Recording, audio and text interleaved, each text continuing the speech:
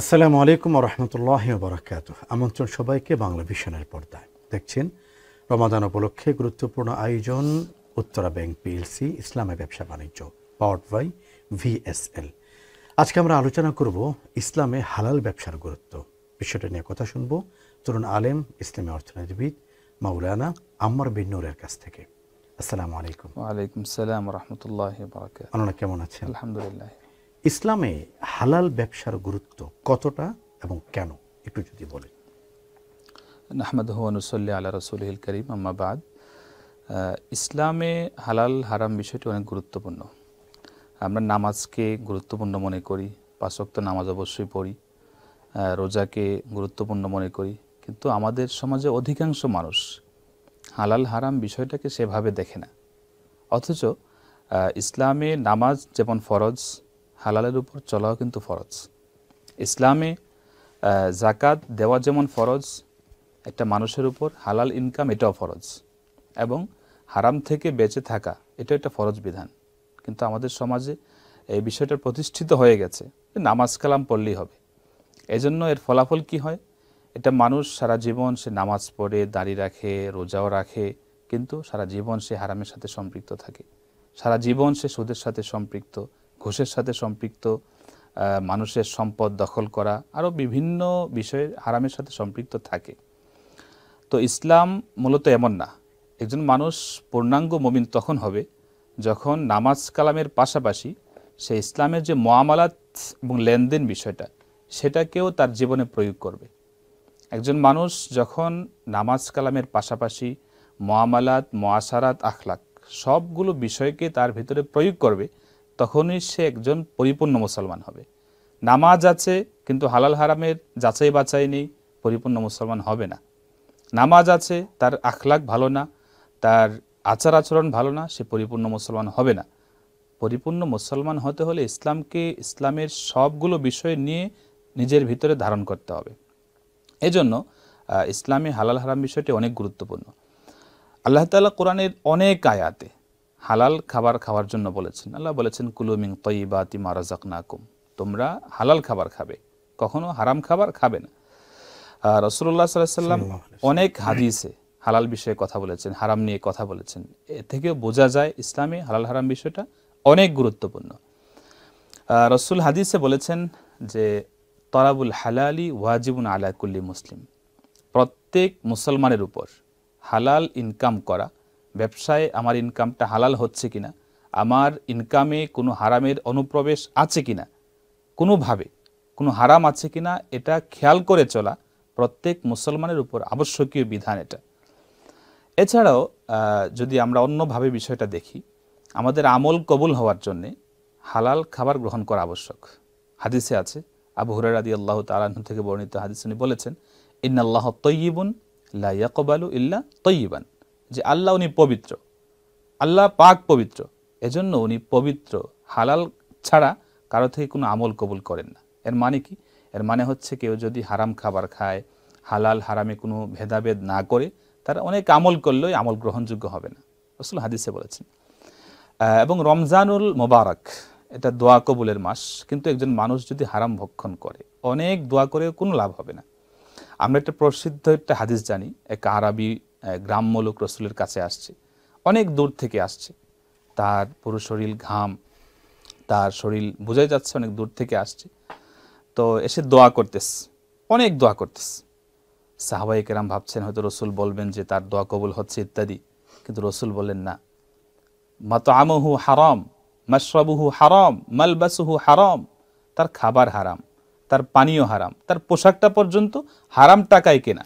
একটি বিষয় হলো যে দোয়া কবুলের যে শর্তগুলো আছে এর মধ্যে মুসাফির অবস্থায় দোয়া করা, এই শর্ত এই ব্যক্তির মধ্যে আছে। জি জি, আকাশের দিকে হাত তুলে দোয়া করা, এটাও আছে। এই শর্ত এই ব্যক্তির মধ্যে আছে। এতগুলি শর্ত থাকার পরেও তার দোয়া কবুল হচ্ছে না শুধুমাত্র হারাম রিজিকের কারণে, হারাম উপার্জনের কারণে। এই জায়গা থেকে আপনার আলোচনা আমরা বিস্তারিত শুনবো ছোট্ট একটি বিরতি পেরিয়ে।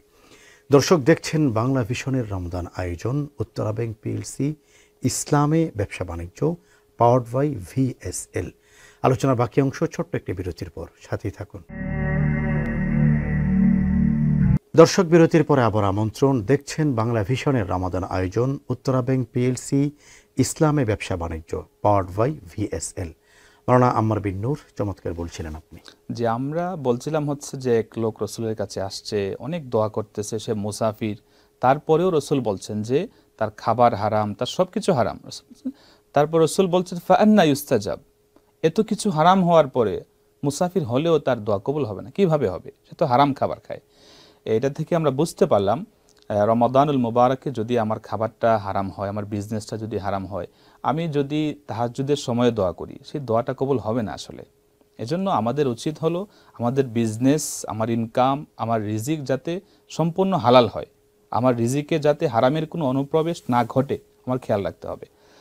এছাড়া অন্য আরেকটা হাদিসে সাদ ইবনে আবি ওয়াক্কাস রাদিয়াল্লাহু আনহু উনি রাসূলকে বলছেন, ইয়া রাসূলুল্লাহ উদউল্লাহ আইয়াজআলানি মুস্তাজাবাদ দাওয়া। রাসূলকে বলছেন আল্লাহর কাছে আপনি দোয়া করেন যাতে আল্লাহ পাক রব্বুল আলামিন আমাকে মুস্তাজাবুদ দাওয়া বানান, আমার দোয়া করলেই যাতে কবুল হয়। রাসূল বলছেন, ইয়া সাদ আতিব মাতআমাকা তাকুন মুস্তাজাবাদ দাওয়া। রাসূল বলছেন, হে সাদ, তুমি তোমার খাবারকে হালাল করো, তুমি সম্পূর্ণ হালাল খাবার খাও, তুমি অটোমেটিক মুস্তাজাবুদ দাওয়া হয়ে যাবে। তোমার খাবার যদি সম্পূর্ণ হালাল হয়, তোমার দোয়া করলে খুব সহজে কবুল হবে। সুবহানাল্লাহি ওয়া বিহামদি। এজন্য আমাদেরকে উচিত হলো সবসময় আমার খাবার যাতে হালাল হয়, এটার প্রতি আমার খেয়াল রাখা। রাসূল সাল্লাল্লাহু আলাইহি ওয়াসাল্লাম হালাল খাবারের প্রতি কিভাবে খেয়াল রাখতেন যাতে আমার পেটে একটা হারাম খাবার না ঢোকে। একটা হাদিস আমরা শুনি, উখতু সাদ্দাদ ইবনে আউস, সাদ্দাদ ইবনে আউস রাদিয়াল্লাহু আনহুর বোন রাসূলের কাছে একদিন দুধ পাঠালেন। রাসূল রোজা রেখেছেন, গরমের দিন। দুধ পাঠানোর পরে রাসূল যে লোক দিয়ে উনি দুধ পাঠালেন তাকে জিজ্ঞেস করলেন যে আন্না লাকি হাদাল লাবান, গিয়ে জিজ্ঞেস করো এই দুধ সাদ্দাদ ইবনে আউসের বোন কোথায় পেয়েছে। আল্লাহু আকবার। রাসূল খান নাই, কারণ আমাকে দেখতে হবে, আমার কাছে একটা জিনিস আসছে, এটা হালাল নাকি হারাম আমাকে দেখতে হবে। সুবহানাল্লাহ। রাসূল বললেন গিয়ে জিজ্ঞেস করো আন্না লাকি হাদাল লাবান, এই দুধ সাদ্দাদ ইবনে আউসের বোন কোথায় পেয়েছে, জিজ্ঞেস করলেন। উনি বললেন রাসূলকে গিয়ে বলো মিন শাতিন লি, আমার ছাগল থেকে আমি দহন করি, নিজস্ব বকরির দুধ। আমার নিজস্ব। রাসূল তবুও খান নাই। রাসূল গোলামকে বললেন গিয়ে জিজ্ঞেস করো আন্না লাকি হাদিহি শাত, এই ছাগল সে কিভাবে পেয়েছে, কোথায় পেয়েছে। উনি জবাব দিয়ে পাঠালেন ইশতারাইতু মিন মালি ইয়া রাসূলুল্লাহ, আমার নিজের মাল থেকে আমি এটা কিনেছি, আমি এটা কোথাও থেকে নিয়ে আসি নাই। রাসূল তারপরে এই দুধটা পান করলেন। সুবহানাল্লাহ ওয়া বিহামদি। পরের দিন উনি আসলেন, রাসূলুল্লাহ আমি তো একজন সাহাবীর বোন, আমি আপনার কাছে দুধ পাঠালাম, রোজার দিন, গরমের দিন আপনি খেলেন না। রাসূল বললেন উমিরাতির রুসুল আল্লাহ নাকুলা ইল্লা তাইয়িবান ওয়া আল্লাহ না'মালা ইল্লা সালিহা। রাসূল জবাব দিলেন সাদ্দাদ ইবনে আউসের বোনকে, দেখো তুমি পাঠিয়েছো ভালো কথা, কিন্তু আল্লাহ আমাদেরকে বলেছেন যাতে আমরা রসুলরা হালাল খাবার ছাড়া অন্য কোনো হারাম খাবার না খাই এবং সবসময় নেক আমল করি। এজন্য আমি তোমার প্রেরিত দুধ হওয়ার পরেও আমি যাচাই বাছাই করে আমি খেয়েছি। সুবহানাল্লাহ। আল্লাহু আকবার। সুবহানাল্লাহ। এজন্য আমাদের উচিত হলো আমরা খাবার যখন খাবো, আমার কাছে কোনো টাকা আসবে, কোনো হাদিয়া আসবে, এটাকে যাচাই বাছাই করে খাওয়া রাসূলের অনেক বড় সুন্নাহ এটা। আমাদের সালাফরা ওনারা হালাল হারাম বিষয়ে অনেক সতর্ক ছিলেন। এক সালাফ বলেন আনা আতাফাক্কাহু ফি মাতাআমি মিন 60 সানা, আমি 60 বছর ধরে আমার খাবার নিয়ে আমি চিন্তা করি, মানে আমার পুরো জীবনই আমার সামনে যে কোনো খাবার নিয়ে আসলে আমি অবশ্যই চিন্তা করি যে আমার খাবারটার সোর্স কি, হালাল নাকি হারাম, চিন্তা করে আমি খাই। সুবহানাল্লাহ ওয়া বিহামদি। এবং আরেকটা কথা এভাবে বর্ণিত আছে যে সালাফের যুগে নারীরা হালাল হারাম বিষয়ে অনেক বেশি তারা অবগত ছিলেন, অনেক সতর্ক ছিলেন।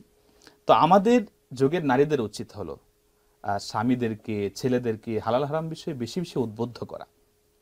তখন সালাফের যুগের নারীরা, পুরুষ যখন বিদেশে যেত, বাহিরে যেত, চাকরিতে যেত, তখন বলে দিতেন ইত্তাকুল্লাহ ফিনা, ইনকাম করার ক্ষেত্রে আল্লাহকে ভয় করবে, কারণ ফাইন্না নাসবিরু আলাল জুই ওয়াদ-দার, আমরা না খেয়ে থাকতে পারবো, আমরা না খেয়ে থাকতে পারবো, সবর করে থাকতে পারবো।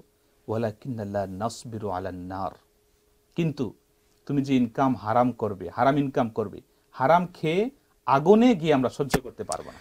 একজন নারী যদি চান তিনি তার স্বামীকে সৎপথে রাখতে পারেন, জি, একজন মা যদি চান তিনি তার সন্তানদেরকে সৎ পথে রাখার সবচেয়ে বড় শিক্ষকে পরিণত হতে পারেন।